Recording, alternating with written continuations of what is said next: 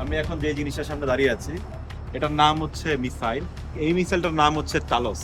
এই জাহাজ যখন রানিং ছিল ইউএসএস লিটল রক, এর মধ্যে 48টা এই টালোস মিসাইল একসাথে ছিল। এটা কতটুকু লম্বা?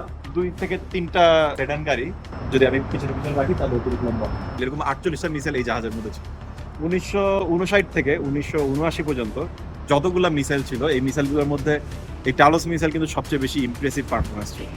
এই মিসাইল ভিয়েতনামে যে যুদ্ধ হয় এই যুদ্ধের সময় হচ্ছে ইউজ করা হয়। 3টা মিগ ফাইটার প্লেন হচ্ছে এই মিসাইল দিয়ে ড্রোন করা। এই মিসাইলটা আকাশে 80,000 ফিট আপ পর্যন্ত ফ্লাই করতে পারে। একটা প্লেন যখন ক্রুজিং অ্যালটিটিউডে থাকে, মানে নর্মাল যখন ফ্লাই করে দূরের ডেস্টিনেশনে, তখন 30 থেকে 40,000 ফিট উপরে থাকে। সো একটা প্লেনের স্ট্যান্ডার্ড প্লেনের ডাবল হাইটে হচ্ছে এটা ফ্লাই করতে পারতো। এটার স্পিড ছিল 1200 miles per hour up to, which means like about 2000 kilometre per hour, which is also a lot।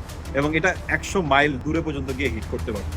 তো ইন্টারেস্টিং থিং হচ্ছে যে এই মিসাইলটা কিন্তু প্লেনে বা যদি আমি কোনো ল্যান্ড সার্ফেসে অ্যাটাক করতে চাই সব পারপাসেই ব্যবহার করা যেতে পারতো। এই মিসাইলটা যে জিনিসটা হোল্ড করে কিন্তু অনেক বড় একটা জিনিস, এবং এই পুরো জিনিসটা কিন্তু মুভ করতে পারে। এটা মোটরাইজড।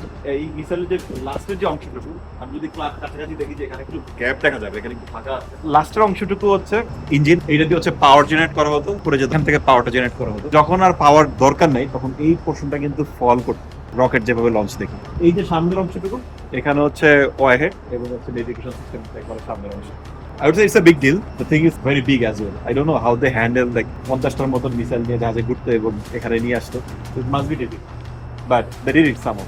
যেই টালোস মিসাইলের কথা আমরা বলছিলাম এতক্ষণ ধরে, এই মিসাইলটা যেই রাডার দিয়ে হচ্ছে গাইড করা হতো, এটাকে গাইডেন্স সিস্টেম বলে। সেই বিশাল বড় বড় যে ডোমগুলো আমরা দেখতে পাচ্ছি, এই ডোমগুলা বেসিক্যালি রাডার, এবং এই রাডার দিয়ে হচ্ছে ট্র্যাক করা হতো যে মিসাইলটা কোন ডিরেকশনে যাবে, কোথায় ফ্লাই করবে এবং কোথায় গিয়ে পড়বে বা অ্যাটাক করবে। এই রাডারগুলোর কারণে কিন্তু জাহাজটাকে দূর থেকে দেখতে খুব মানে অন্যরকম লাগে, মনে হয় যে খুব লোডের একটা জিনিস আসতেছে আমার কাছে।